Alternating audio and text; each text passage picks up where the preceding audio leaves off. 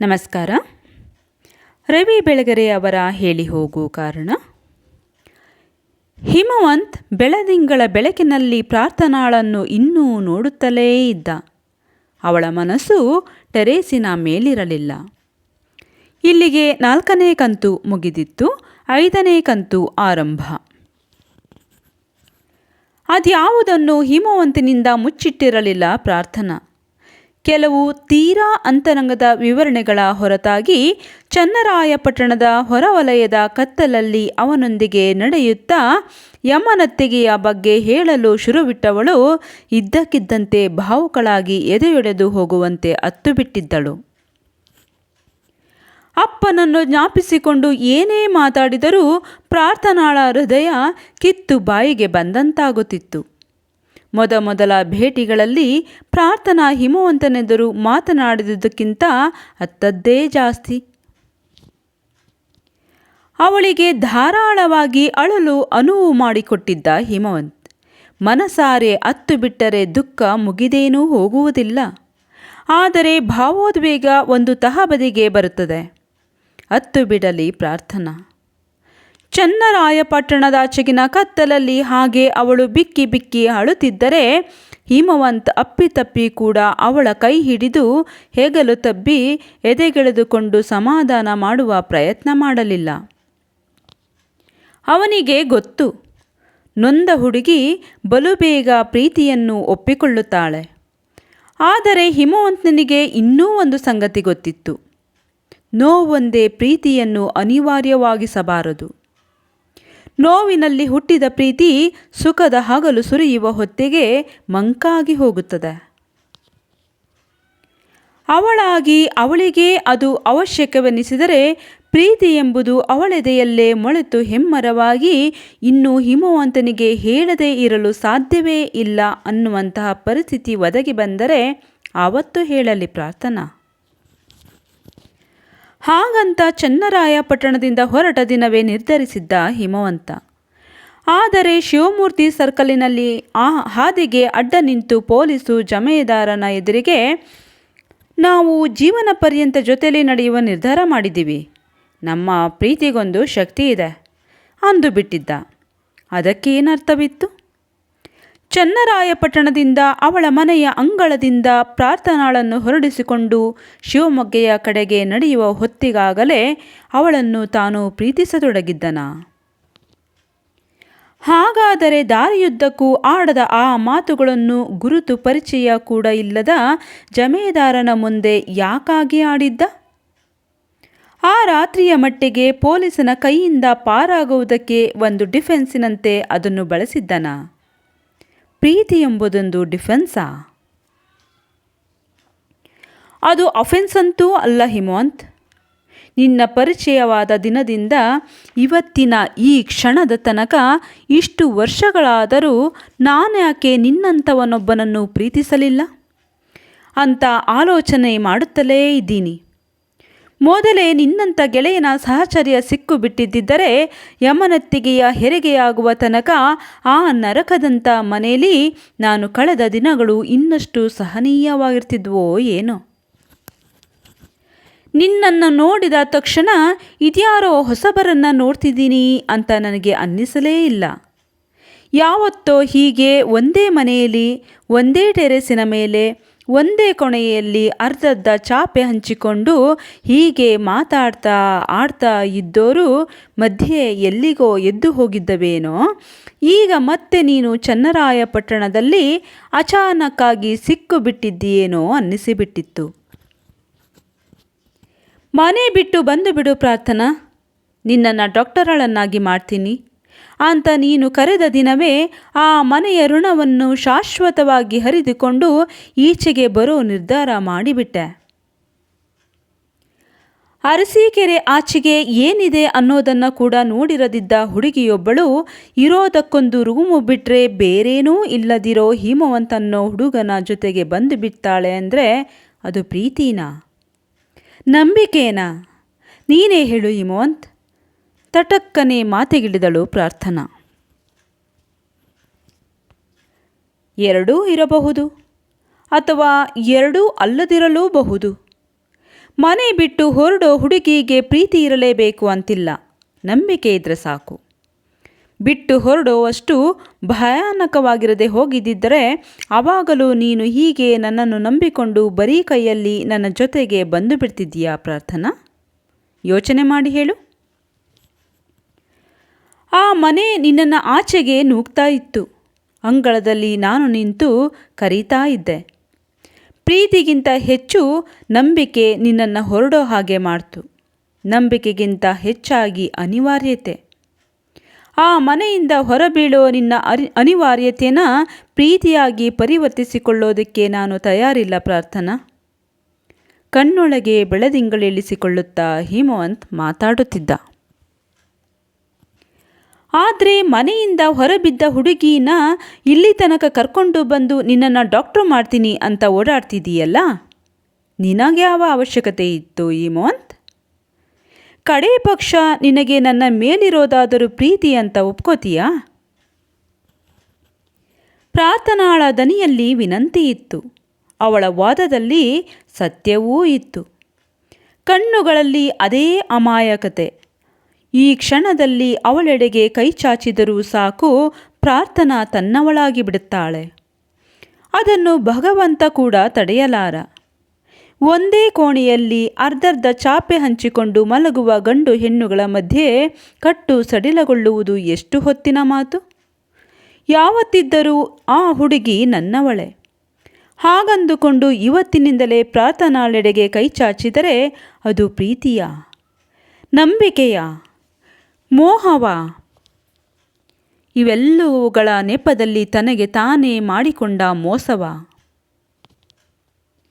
ನರಸಿಂಹಯ್ಯನವರಿದ್ದರೆ ಸಂಕೋಚವಿಲ್ಲದೆ ಕೇಳಿಬಿಡಬಹುದಾಗಿತ್ತು ಅಂದುಕೊಂಡ ಹಿಮವಂತ್.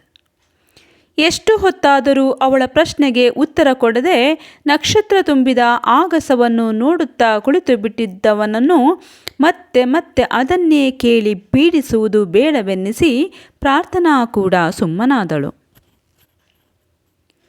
ತನಗೆ ಹಿಮವಂತನಷ್ಟು ತರ್ಕಗಳೆಲ್ಲ ತಿಳಿಯುವುದಿಲ್ಲ. ಮನೆಯಿಂದ ಹೊರಕ್ಕೆ ಕಾಲಿಡುವ ಹೊತ್ತಿಗೆ ಹಿಮವಂತನೆಡೆಗೆ ಪ್ರೀತಿಯದೊಂದು ಮೊಳಕೆ ಒಡೆಯದೇ ಹೋಗಿದ್ದರೆ, ಅವನೇನೇ ನಂಬಿಕೆ ಹುಟ್ಟಿಸಿದ್ದರೂ, ಮನೆಯಲ್ಲಿ ಎಂಥದೇ ಅಸಹನೀಯ ವಾತಾವರಣ ಉಂಟಾಗಿದ್ದರೂ ತಾನು ತನ್ನವರನ್ನೆಲ್ಲ ತಿರಸ್ಕರಿಸಿ ಹೊರಟು ಬರುತ್ತಿರಲಿಲ್ಲ. ನಿನ್ನ ಮೇಲೆ ಪ್ರೀತಿಯೇ ಇರದೆ ಹೋಗಿದ್ದರೆ ಹಾಗೆ ಒಡೆದ ಹೆಬ್ಬೆರಳನೆ ನಿರ್ದಯವಾಗಿ ನೆಲಕ್ಕೂರಿ ಗಾವುದ ದೂರದ ಈ ಊರಿಗೆ ನಡೆದು ಬರುತ್ತಿರಲಿಲ್ಲವೋ ಹುಚ್ಚ ಅನ್ನುತ್ತಾ ಮುಗಿಲು ನೋಡುತ್ತಾ ಕುಳಿತಿದ್ದವನ ಹಿಂದೆಲೆಗೂದಲನ್ನೊಮ್ಮೆ ತುಂಬಿದ ಮುಷ್ಟಿಯಲ್ಲಿ ಹಿಡಿದು ಜಗ್ಗಿ ಬಿಡಬೇಕು ಅಂದುಕೊಂಡಳು. ಆದರೆ ಹಿಮವಂತನ ಗಾಂಭೀರ್ಯವನ್ನು ಗಮನಿಸಿದವಳಿಗೆ ಧೈರ್ಯವಾಗಲಿಲ್ಲ. ಅವರು ತುಂಬ ಹೊತ್ತು ಮಾತೇ ಆಡದೆ ಬೆಳದಿಂಗಳಲ್ಲಿ ತೋಯ್ದ ಟೆರೇಸಿನ ಮೇಲೆ ಕೂತಿದ್ದು ರಾತ್ರಿಯ ಯಾವುದೋ ಜಾವದಲ್ಲಿ ಕೋಣೆಗೆ ಬಂದು ಮಲಗಿಕೊಂಡರು. ಹಗಲುಗಳಲ್ಲಿ ಹಿಮವಂತನೊಂದಿಗೆ 10 ನಿಮಿಷದ ಮಟ್ಟಿಗೂ ಕುಳಿತು ಮಾತನಾಡುವುದಕ್ಕಾಗುತ್ತಿರಲಿಲ್ಲ. ಊಟಕ್ಕೆ ಕುಳಿತಾಗ ಹೆಚ್ಚೆಂದರೆ 4 ಮಾತು. ಲೈಬ್ರರಿ ಹೇಗಿದೆ? ಪುಸ್ತಕಗಳೆಲ್ಲ ದೊರೆಯುತ್ತಿವೆಯಾ? ಎಂಟ್ರೆನ್ಸ್ ಪರೀಕ್ಷೆಗೆ ಎಷ್ಟು ದಿನ ಉಳಿಯಿತು? ಅಷ್ಟರಲ್ಲೇ ಮಾತು ಮುಗಿದು ಹೋಗುತ್ತಿತ್ತು. ಮನೆ ಒಡೆಯ ಶಾಂತಯ್ಯನವರೊಂದಿಗೆ ಅದೆಂಥದೋ ವ್ಯವಹಾರ ಮಾತನಾಡಿದ ದಿನದಿಂದಲೇ ಹಿಮವಂತ ಬದಲಾಗಿ ಬಿಟ್ಟ ಅನ್ನಿಸತೊಡಗಿತ್ತು. ಬದಲಾದುದಕ್ಕೆ ಬೇಸರವೇನಿಲ್ಲ. ಅವನು ಏನನ್ನು ಮಾಡಿದರೂ ಶುದ್ಧ ಮನಸ್ಸಿನಿಂದ ಮಾಡುತ್ತಾನೆ ಎಂಬುದು ಪ್ರತಿ ಕ್ಷಣಕ್ಕೂ ಅವಳಿಗೆ ಖಾತರಿಯಾಗುತ್ತಿತ್ತು. ಅದೊಂದು ಮುಂಜಾನೆ ಎದ್ದವನೇ ಚನ್ನರಾಯಪಟ್ಟಣಕ್ಕೆ ಹೋಗಿ ಪ್ರಾರ್ಥನಾಳ ಕಾಲೇಜಿನಿಂದ ಅವಳಿಗೆ ಸಂಬಂಧಿಸಿದ ದಾಖಲೆಗಳನ್ನೆಲ್ಲ ತಂದಿದ್ದ. 4 ದಿನಕ್ಕೆ ಮುಂಚಿತವಾಗಿಯೇ ಹೋಗಿ ಎಂಟ್ರೆನ್ಸ್ ಪರೀಕ್ಷೆ ನಡೆಯಬೇಕಿದ್ದ ಕೇಂದ್ರವನ್ನು ನೋಡಿಕೊಂಡು ಬಂದಿದ್ದ. ಪರೀಕ್ಷೆಯ ಡೇಟು ನಿಗದಿಯಾದ ಮೇಲೆ ಪ್ರಾರ್ಥನಾಳನ್ನು ಅವನು ಅಡುಗೆ ಮಾಡಲಿಕ್ಕೆ ಬಿಟ್ಟೇ ಇರಲಿಲ್ಲ. ಬೆಳಗಿನ ಜಾವಕ್ಕೆ ಎಬ್ಬಿಸಿ ತಾನೇ ಕಾಫಿ ಮಾಡಿಕೊಟ್ಟು ಅವಳನ್ನು ಓದಲು ಕೂಡಿಸಿ ತಾನು ಮನೆಗೆಲಸವನ್ನೆಲ್ಲ ಮಾಡಿ ಮುಗಿಸುತ್ತಿದ್ದ. ನಂದಕ ಕೂಡ ಹರಟೆಗೆ ಬರಬಾರದೆಂಬುದು ಹಿಮವಂತನ ನಿಯಮವಾಗಿತ್ತು. ಗಾಳಿಕೊಪ್ಪದ ಜಮೀನಿನಲ್ಲಿ ಮಧ್ಯಾಹ್ನವಿಡೀ ಓಡಾಡಿ ದಣಿದು ಬರುತ್ತಿದ್ದ ಹಿಮವಂತ್ ಇಡೀ ಸಂಜೆಯ ಹೊತ್ತಿಗೆ ನೆಲಕ್ಕೆ ತಲೆ ಇಟ್ಟರೆ ಸಾಕು ಎಚ್ಚರ ತಪ್ಪುತ್ತದೆನ್ನುವ ಸ್ಥಿತಿಯಲ್ಲಿರುತ್ತಿದ್ದ. ಆದರೂ ಮಲಗಬಾರದು. ನಾನು ಮಲಗಿದರೆ ಅವಳಿಗೂ ನಿದ್ದೆ ಬಂದು ಬಿಡುತ್ತದೆ. ಒಂದು ರಾತ್ರಿ ಬೇಗ ಮಲಗಿದರೆ ಪರೀಕ್ಷೆಯಲ್ಲಿ 10 ಮಾರ್ಕು ಕಡಿಮೆಯಾಗುತ್ತವೆ. ಗಂಟೆಗೊಮ್ಮೆ ಮುಖ ತೊಳೆದು ಚಹಾ ಕುಡಿದು ಪ್ರಾರ್ಥನಾಳಿಗಿಂತಲೂ ಶ್ರದ್ಧೆಯಿಂದ ಅವಳೆದುರು ಎಚ್ಚರವಾಗಿದ್ದು ಕುಳಿತು ಅವಳಿಂದ ಒಂದೊಂದು ಅಕ್ಷರವನ್ನು ಓದಿಸುತ್ತಿದ್ದೇನೇನೋ ಎಂಬಂತೆ ಈ ಗಂಡಸಿಗೆ ಶ್ರದ್ಧೆಯನ್ನೂ ಮೀರಿದ್ದು ಮತ್ತೇನೋ ಇದೆ. ಅದು ಪ್ರೀತಿಯೋ ಹಠವೋ ಪ್ರಾರ್ಥನಾ ನಿಶ್ಚಯಿಸದಾದಳು. ಪರೀಕ್ಷೆ ಮುಗಿದ ಸಂಜೆ ಅವನೇ ಕೇಂದ್ರದ ಬಳಿಗೆ ಬಂದಿದ್ದ. ದಿನಗಟ್ಟಲೆ ನಿದ್ರೆಗೆಟ್ಟ ದಣಿವು, ಗಾಡಿಕೊಪ್ಪಗೆ ಅಲೆದ ಆಯಾಸ, ಆಫೀಸುಗಳಲ್ಲಿ ಫೈಲುಗಳನ್ನು ಟೇಬಲಿನಿಂದ ಟೇಬಲಿಗೆ ಸಾಗ ಹಾಕಿದ್ದ ಸುಸ್ತು ಎಲ್ಲವೂ ಅವನ ಕಣ್ಣುಗಳಲ್ಲಿ ಮನೆ ಮಾಡಿಕೊಂಡಿದ್ದವು. ಪರೀಕ್ಷೆಯನ್ನು ತುಂಬ ಪಾಂಗಿತವಾಗಿ ತಾನು ಊಹಿಸಿದ್ದಕ್ಕಿಂತ ಚೆನ್ನಾಗಿ ಬರೆದ ಸಂತೋಷ ಪ್ರಾರ್ಥನಾಳ ಕಣ್ಣುಗಳಲ್ಲಿತ್ತು. ಪರೀಕ್ಷೆಯ ಹಿಂದಿನ ದಿನದ ತನಕ ಅವಳ ಗೆಲುವಿಗಾಗಿ ಅಷ್ಟೆಲ್ಲ ಪಾಟಲು ಪಟ್ಟ ಹಿಮವಂತ ಹಾಲಿಂದ ಈಚೆಗೆ ನೆಗೆಯುತ್ತಾ ಬಂದ ಪ್ರಾರ್ಥನಾಳನ್ನು ಪರೀಕ್ಷೆ ಹೇಗಾಯಿತು ಎಂದು ಶಾಸ್ತ್ರಕಾದರೂ ಕೇಳಲಿಲ್ಲ. ಮುಗಿದು ಹೋದುದರ ಬಗ್ಗೆ ಪ್ರಶ್ನೆಗಳು ಬೇಕಿಲ್ಲ. ಅದು ಹಿಮವಂತನ ಮತ್ತೊಂದು ಸಿದ್ಧಾಂತ. ಲಘು ಬಗೆಯಿಂದ ಅವನೊಂದಿಗೆ ಹೆಜ್ಜೆ ಹಾಕತೊಡಗಿದ ಪ್ರಾರ್ಥನಾ ಇವತ್ತು ನೇರವಾಗಿ ಮನೆಗೆ ಹೋಗುವ ಬದಲು ಎಲ್ಲಾದರೂ ಜಾವತ್ತು ಕೂತು ಹೋಗೋಣವೇ ಎಂದು ಕೇಳಬೇಕೆಂದುಕೊಂಡಿದ್ದಳು. ಗಾಜನೂರಿಗೆ ಹೋಗಿದ್ದು ಬರೋಣ, ಅವನೇ ಹೇಳಿದ. ದಾರಿಯಲ್ಲಿ ಒಂದಷ್ಟು ತಿಂಡಿ ಕಟ್ಟಿಸಿಕೊಂಡರು. ತೀರ್ಥಹಳ್ಳಿ ರಸ್ತೆಯಲ್ಲಿ 4 ಹೆಜ್ಜೆ ನಡೆದು ಹೊಸಳ್ಳಿ ದಾಟಿದರೆ ಸಾಕು ಗಾಜನೂರಿಗೆ ನಡೆದೇ ಹೋಗಬಹುದಿತ್ತು. ಆದರೂ ಹಿಮವಂತ್ ಅವಳನ್ನು ಬಸ್ಸಿನಲ್ಲಿ ಕರೆದೊಯ್ದು ಗಾಜನೂರು ಡ್ಯಾಮಿನ ವಿಸ್ತಾರವಾದ ನೀರ ಸಮ್ಮುಖದಲ್ಲಿ ಅದಾವತ್ತೂ ಇಲ್ಲದವನು ಪ್ರಾರ್ಥನಾಳಿಗೆ ಅಂಟುಕೊಂಡಂತೆ ಕಲ್ಲು ಬೆಂಚಿನ ಮೇಲೆ ಕುಳಿತು ಅವಳ ಹೆಗಲ ಮೇಲೆ ಹೌದೋ ಇಲ್ಲವೋ ಎಂಬಷ್ಟು ಹಗುರಾಗಿ ಕೈ ಹಾಕಿದ್ದ. ದೊಡ್ಡ ಬಾಯಿಯ ಪಾತ್ರೆಯಲ್ಲಿ ಸಣ್ಣಗೆ ಕದಲುವ ನೀರಿನಂತೆ ಕಾಣುತ್ತಿತ್ತು ಗಾಜನೂರು ಡ್ಯಾಮು. ಉರಿದು ಬೇಸತ್ತ ಸೂರ್ಯ ಎಲ್ಲೋ ಕ್ಷೀಣಗೊಂಡು ಕಣ್ಮರೆಯಾಗುತ್ತಿದ್ದ. ಪ್ರಾರ್ಥನಾಳಿಗೆ ಹೆಗಲ ಮೇಲಿದ್ದ ಹಿಮವಂತನ ಬಲಗೈ ಕ್ರಮೇಣ ಭಾರವಾಗುತ್ತಿದೆಯಾ ಅನ್ನಿಸತೊಡಗಿತ್ತು. ತನ್ನೆಲ್ಲ ಭಾವೋದ್ವೇಗವನ್ನು ಈ ಪರೀಕ್ಷೆ ಮುಗಿಯಲೆಂದೇ ಅದುಮಿಟ್ಟಿದ್ದನಾ? ಇವತ್ತು ಅದೆಲ್ಲ ಕಟ್ಟೆಯೊಡೆದು ಪ್ರೀತಿ ಇಲ್ಲದಿದ್ದರೆ ನಿನ್ನನ್ನು ಇಷ್ಟು ದೂರ ಕರೆತರುತ್ತಿದ್ದೇನೇನೆ ಹುಚ್ಚಿ. ಇನ್ನೂ ಸೆಡವು ಸಾಕು, ಐ ಲವ್ ಯು ಅಂದೇ ಬಿಡುತ್ತಾನಾ? ಬಿರಬಿರನೆ ಯೋಚಿಸಿದಳು ಪ್ರಾರ್ಥನಾ. ಗಾಜನೂರಿನ ಡ್ಯಾಮಿನಲ್ಲಿ ಇದ್ದಕ್ಕಿದ್ದಂತೆ 1000 ತರಂಗಗಳು ಒಟ್ಟಿಗೆ ಎದ್ದು ಬಿಟ್ಟವೇನೋ ಅನ್ನಿಸುವಂಥ ಸ್ಥಿತಿ. ಹಿಮವಂತ ಅವಳಿಗೆ ಮತ್ತೂ ಹತ್ತಿರವಾಗಿ ಕುಳಿತಿದ್ದ. ಅವನ ಬಲಿಷ್ಠ ತೋಡು ಈಗ ಪೂರ್ತಿಯಾಗಿ ಅವಳ ಹೆಗಲ ಮೇಲೆ ಮಲಗಿತ್ತು. ಅವನ ದೇಹಗಂಧ ಪ್ರಾರ್ಥನಾಳನ್ನು ಕ್ಷಣ ಕ್ಷಣಕ್ಕೂ ಆವರಿಸಿಕೊಳ್ಳುತ್ತಿತ್ತು. ಹಿಮವಂತನ ಉಸಿರಾಟ ತೀವ್ರವಾಗುತ್ತಿದೆಯೇ? ಎದೆಯಿಂದ ಉಬುಕೆದ್ದ ಬಂದ ಮಾತುಗಳನ್ನು ಹೇಳಲಾಗದೆ ಚಡಪಡಿಸುತ್ತಿದ್ದಾನೆಯೇ? ನಾನೇ ಕೇಳಿಬಿಡಲ, ಡು ಯು ಲವ್ ಮೀ? ಹಿಮು ಅಂದಳು ಪ್ರಾರ್ಥನಾ. ಅವನು ಮಾತಾಡಲಿಲ್ಲ. ಏನು ಆಲೋಚನೆ ಮಾಡ್ತಿದ್ದೀಯಾ? ಅವನ ತೋಳನ್ನು ತನ್ನ ಕೈಗಳಿಗೆ ತೆಗೆದುಕೊಂಡು ವಿಪರೀತ ಅಕ್ಕರೆಯ ದನಿಯಲ್ಲಿ ಕೇಳಿದಳು ಪ್ರಾರ್ಥನಾ. ಏನೂ ಯೋಚಿಸ್ತಿಲ್ಲ. ಯೋಚಿಸುವಂಥ ವಿಷಯವೂ ಅಲ್ಲ. ಅನುಭೂತಿಗೆ ಬರಬೇಕಷ್ಟೆ. ನಿಂಗೆ ಗೊತ್ತಾ ಪ್ರಾರ್ಥನಾ, ಕರೆಕ್ಟಾಗಿ ಇವತ್ತಿನ ದಿವಸದ ಇಷ್ಟೇ ಹೊತ್ತಿಗೆ ನನ್ನ ಜೊತೆಗೆ ಬಹುಶಃ ಇಷ್ಟೇ ಹತ್ತಿರವಾಗಿ ಕೂತುಕೊಂಡಿದ್ದ ಮತ್ತೊಂದು ಹೆಣ್ಣು ಜೀವವಿತ್ತು. ಅದೆಷ್ಟು ವರ್ಷಗಳಾಗಿ ಹೋದವೋ. ಅವಳು ಹೀಗೆ ನನಗೆ ಹತ್ತಿಕೊಂಡು ಕೂತಿದ್ದಿರಬಹುದು. ಯಾಕೆ ಎದ್ದು ಹೋದಳೋ? ಅಸಲಿಗೆ ನೋಡಬೇಕಾದರೂ ಹೇಗಿದ್ದಳೋ? ಯಾವುದೂ ನೆನಪಿಲ್ಲ. ಇವತ್ತು ನನ್ನ ತಾಯಿ ತೀರಿಕೊಂಡ ದಿನ. ನಿನ್ನ ಪಕ್ಕದಲ್ಲಿ ಹೀಗೆ ಕೂತಿದ್ದರೆ ಅದೆಲ್ಲ ಮರೆತು ಹೋದ ಅನುಭೂತಿ ಮತ್ತೆ ನನ್ನದಾಗ್ತಿದೆ ಅನಿಸಿತು. ಥ್ಯಾಂಕ್ಸ್ ಫಾರ್ ದಿ ಕಂಫರ್ಟ್ ಅಂದವನೇ ಸುಮ್ಮನಾಗಿಬಿಟ್ಟ. ಪ್ರಾರ್ಥನಾಳಿಗೆ ಹೇಗೆ ಪ್ರತಿಕ್ರಿಯಿಸಬೇಕೋ ಗೊತ್ತಾಗಲಿಲ್ಲ. ತಾನು ತುದಿಗಾಲಲ್ಲಿ ನಿಂತು ತನ್ನೆಲ್ಲ ಪ್ರೀತಿಯನ್ನು ಇವನೆಡೆಗೆ ಅರ್ಪಿಸಲು ಸಿದ್ಧಳಿದ್ದಾಳೆ. ಆದರೆ ಹಿಮ ಕರಗುತ್ತಿಲ್ಲ.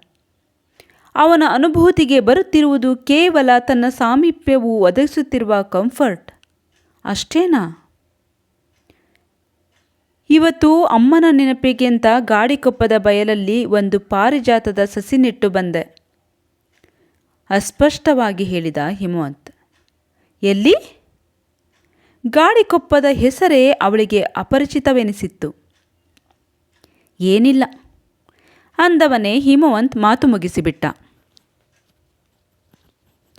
ಪ್ರೀತಿಯ ಹಿಮು, ನಾನು ಪ್ರತಿನಿತ್ಯ ಪ್ರಾರ್ಥಿಸುವ ದೇವರು ನಿಜಕ್ಕೂ ಇದ್ದಾನೆಯೋ ಇಲ್ಲವೋ ಗೊತ್ತಿಲ್ಲ. ಆದರೆ ಕಣ್ಣೆದುರಿಗೆ ನೀನಿದ್ದೀಯ. ನಿನ್ನ ಅಂತಃಕರಣವಿದೆ.